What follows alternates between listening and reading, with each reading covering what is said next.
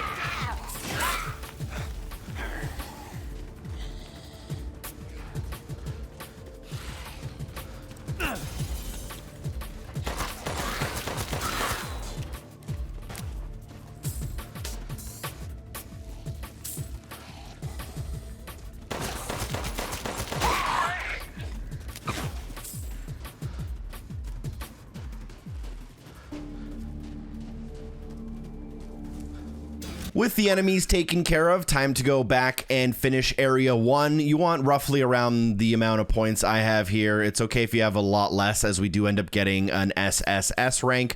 There's a lot of room for error, but once inside the shop, we can sell off what we think we don't need, and then obviously upgrade our pistol, the reload speed, and the ammo capacity so that we don't have to reload as much. We're going to be ending the run with quite a bit of currency, but that's good because we're going to get a bigger bonus, which means a better rank. I'm skilled at all sorts of weapons modifications, and will do them for a small fee. Please come again. Start. For this next area, I'm not going to repeat myself too much, as you should know the strategy from the first video in the village, but we're going to be basically working our way through the area to the bottom and grabbing all the orbs along the way. Feel free to hit a couple of enemies as you make your way down, just to weaken them, but don't start your combo until you're all the way at the bottom. You'll have better abilities now, and you'll also have a large group of enemies working their way towards you, which means it's easier to keep your combo as they will all be grouped up together. Another thing to consider here is because of the archers, it is quite difficult to kind of hit them from far away and do enough damage quickly enough with the pistol. So we'll kind of have to get up close and personal with them a lot more than we did in the previous run. You may also find yourself stumbling upon pipe bombs and magnum ammo. However, we are going to be keeping those for the third and final area, as we will need them. It's a lot harder and there's a lot more beefier enemies, so we actually don't really need anything other than the pistol for this area for now. There is a awkward stage right here where it's hard to keep your combo, but try your best.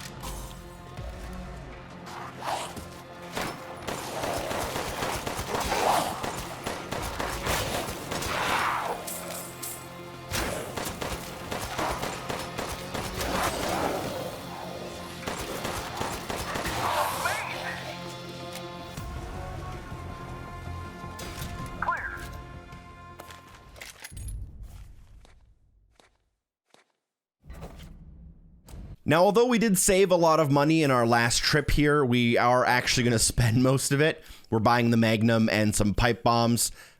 Pretty expensive, but definitely going to be worth it for us in this next area.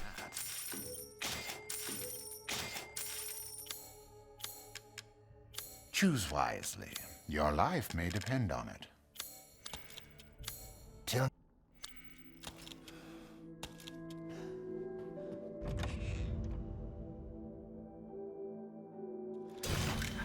Now we're going to start Area 3, and the Magnum is going to be good for killing some of the werewolves, and we're also going to be using pipe bombs to throw into houses to take out the mechanical guys, as well as large groups of enemies all at the same time. Additionally, there is a long stretch here where it's very hard to keep your combo through the entire area, and for this enemy, I would recommend using your Magnum and killing one of the arrow guys off in the distance. The Magnum is pretty much an insta-kill as long as your shot hits. It doesn't have as much of a damage drop-off, and it's a lot more accurate at a distance. We're also going to be doing a lot of strafing while moving, and it might seem like I'm standing in a really awkward spot at times, but that's actually to dodge all of the flaming arrows that are just kind of flying in from all over the map.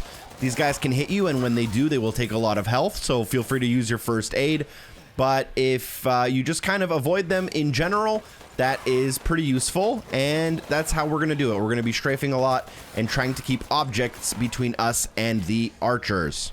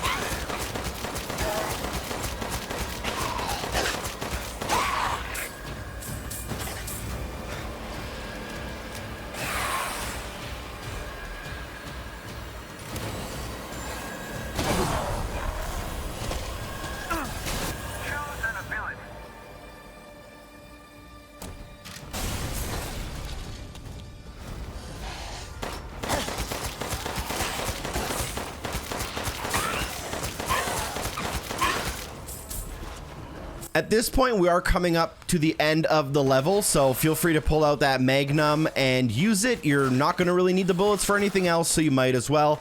There's also an explosive barrel, so feel free to use that. And then just run to the exit, and hopefully you have enough points to get an S rank or a double S rank if you're going for the lightsaber, or a triple S rank if you just want to be a little bit of a badass.